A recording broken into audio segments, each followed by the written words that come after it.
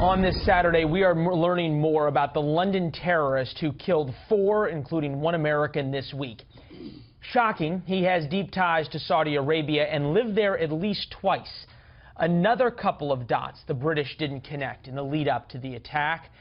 The relatively unsophisticated London attack comes as both the United States and British sound the alarm bells about how terrorists might hide bombs in laptops and then sneak them onto U.S.-bound airliners. Former TSA Deputy Director Tom Blank for some insight and analysis. And Tom, every time after one of these attacks, whether it is a lone wolf who drives a car into a crowd or whether it is a more sophisticated plot that involves something like the San Bernardino attack, you go back and you look in these people's history and you go, oh, gee, how did we miss this? And it seems like with London, here we go again. Well, the terrorist threat is like an octopus. It comes at you from many, many different directions.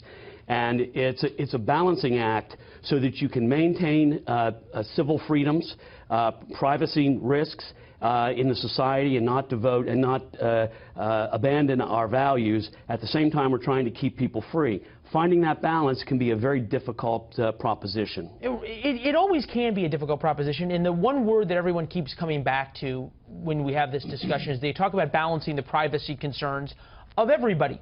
On the other hand, when you have somebody who has a violent criminal history, so therefore they're known to the authorities, they go to Saudi Arabia a couple of times, they change their name from Adrian, at least that's what we think his name was, to Masood, and then uses multiple aliases.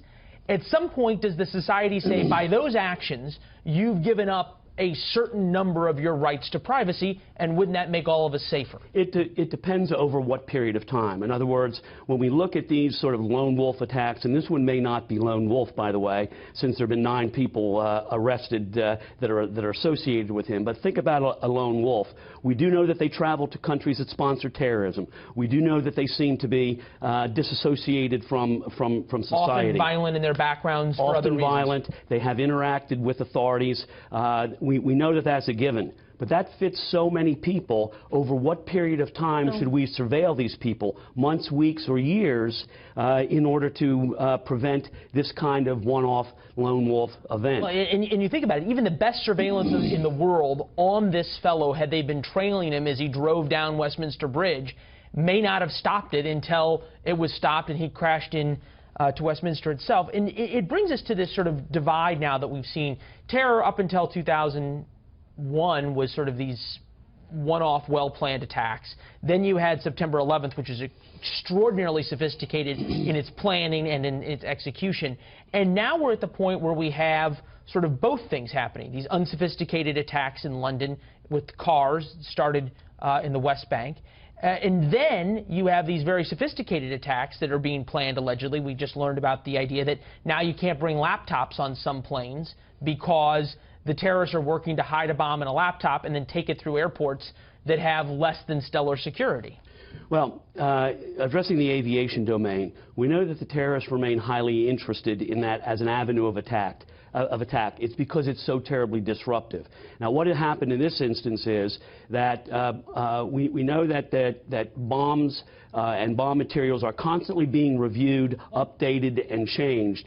And that means that our airport security systems, whether that's technology, whether that's people, have to constantly be alert for changes in order to defend properly. In this case, it looks like actionable intelligence came to the U.S., and the U.S.